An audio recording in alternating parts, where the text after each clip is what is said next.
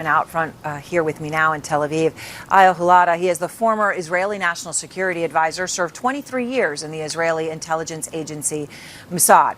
Eyal, I appreciate your being here tonight. Okay, Clarissa had so much new information there, but including the fact that there's some on the border to try to stop anybody from going in, right? That there's clearly conflict, but that anecdote that she had obviously could be very significant. 50 land cruisers sold to an Iranian Kurd militia, which she's not naming, just today. I mean, I think it's very reasonable that they are preparing. I mean, there are so many of the minorities inside of Iran and minorities outside of Iran that have beef with this regime for a long time. Money, by the way, they probably got from the CIA. Well, it's a lot of money. Maybe, 50 land but cruisers. I mean, the fact that CIA is backing those opposition groups shouldn't be surprising. And also, I mean, it's not unique, right? I mean, when the Turkish intelligence services armed al-Shara and HTS and then drove them to storm into Damascus and take down another tyrant, it seemed perfectly normal to everyone, right? I think the main difference here that Iran is not Syria.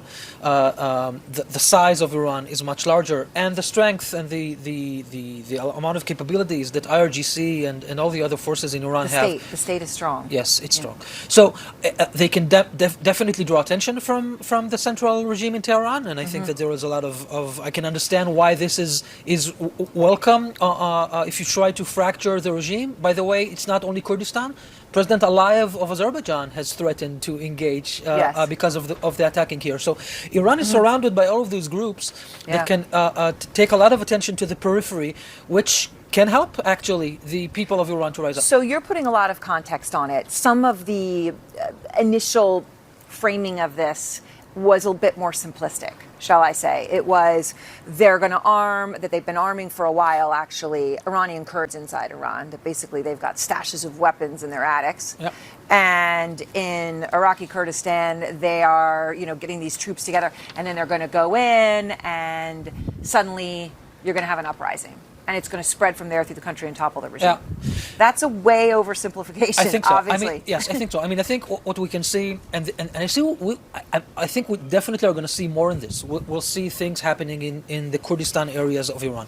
And we'll see in the Ahvaz province where the Muslim Arabs live there. And in Baluchistan and in other places. Iran, more than 50% of Iran is minorities.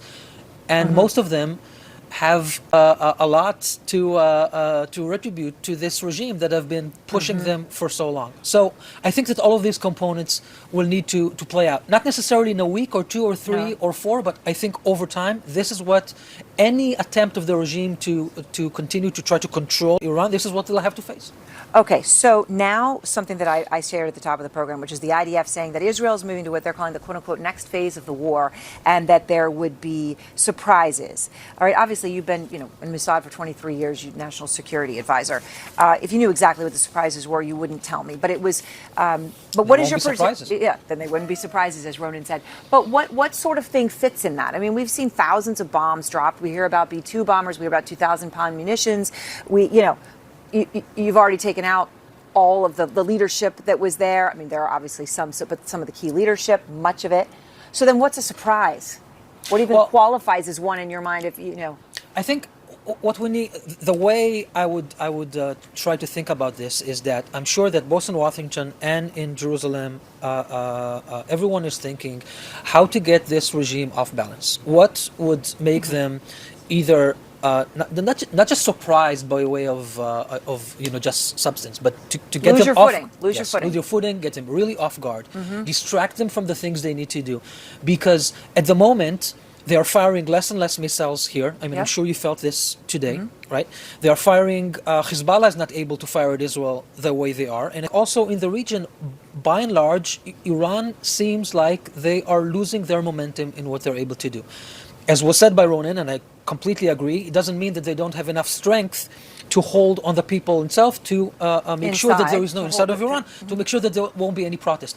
But if we're really serious about trying to create conditions for the Iranian people to be able to uprise, then we need to clear some of those strongholds of the regime so that there will be space for alternative leadership to rise up. This will be only... Why do you think there's been such a delay? of announcing a new supreme leader, especially, when Yeah. they had the meeting, Right. and then there was the reports that it was the son, and then, but we're still in this sort of, is it or isn't it?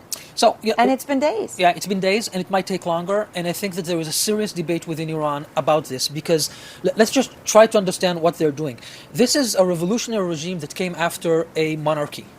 In monarchies, kings are successed by their sons or daughters Yes. sometimes, right? So in what way is Supreme Leader Khamenei being successed by his son Mujtaba opposing the monarchy style of passing succession? This doesn't make Right. any sense. And another thing is that Mujtaba is no more than his father, a real serious Cleric. religious cleric Yeah. in the way that possesses weight. I'm sure that the hardliners in that council are not happy with Mujtaba replacing Khamenei, because if they're committed to the regime ideology, they want something more serious theocracy, than that. yeah. And I think that the military might not be very happy about this either. So I think there's a conflict between those two groups there. Yeah. And it means that there is a lot of friction inside.